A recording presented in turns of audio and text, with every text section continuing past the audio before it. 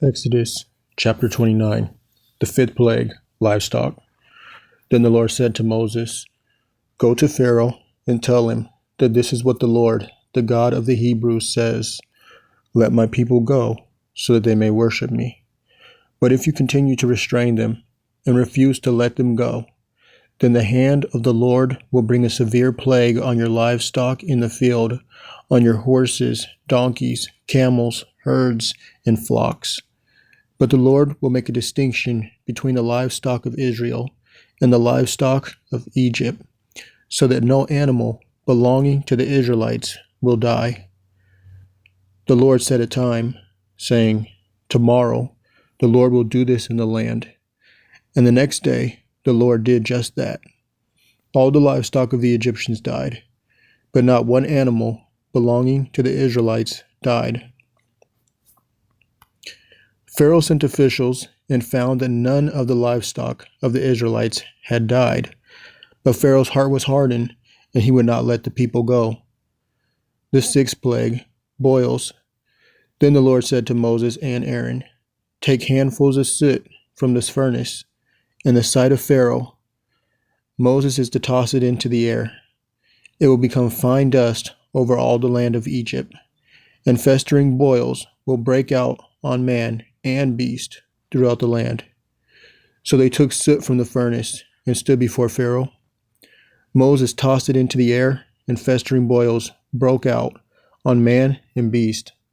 The magicians could not stand before Moses, because the boils had broken out on them and on all the Egyptians.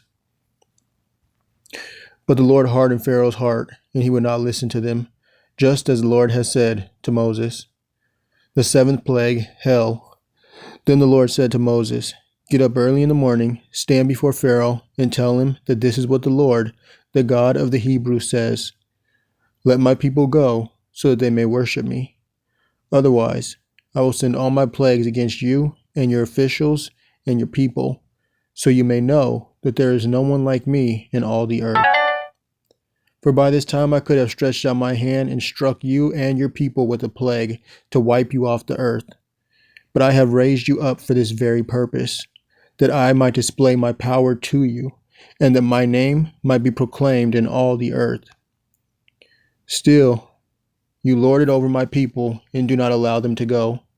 Behold, at this time tomorrow, I will rain down the worst hail that has ever fallen on Egypt, from the day it was founded until now. So give orders now to shelter your livestock and everything you have in the field.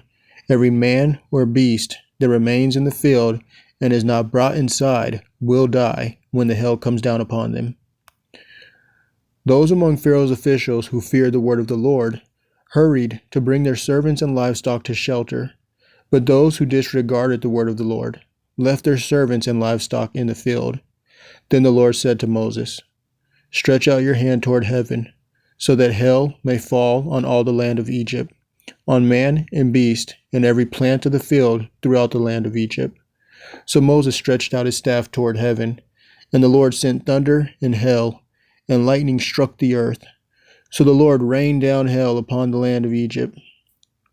The hail fell, and the lightning continued flashing through it. The hail was so severe that nothing like it had ever been seen in all the land of Egypt from the time it became a nation. Throughout the land of Egypt, the hail struck down everything in the field, both man and beast.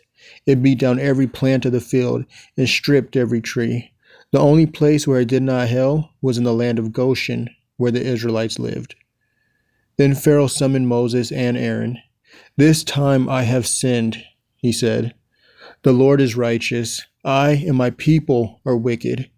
Pray to the Lord, for there has been enough of God's thunder and hail. I will let you go. You do not need to stay any longer." Moses said to him, "When I have left the city, I will spread out my hands to the Lord. The thunder will cease, and there will be no more hail, so that you may know that the earth is the Lord's. But as for you and your officials, I know that you still do not fear the Lord our God." Now the flax and barley were destroyed, since the barley was ripe and the flax was in bloom. But the wheat and spelt were not destroyed, because they are late crops. Then Moses departed from Pharaoh, went out of the city, and spread out his hands to the Lord. The thunder and hail ceased, and the rain no longer poured down on the land. When Pharaoh saw that the rain and hail and thunder had ceased, he sinned again and hardened his heart, he and his officials. So Pharaoh's heart was hardened, and he would not let the Israelites go, just as the Lord has said through Moses.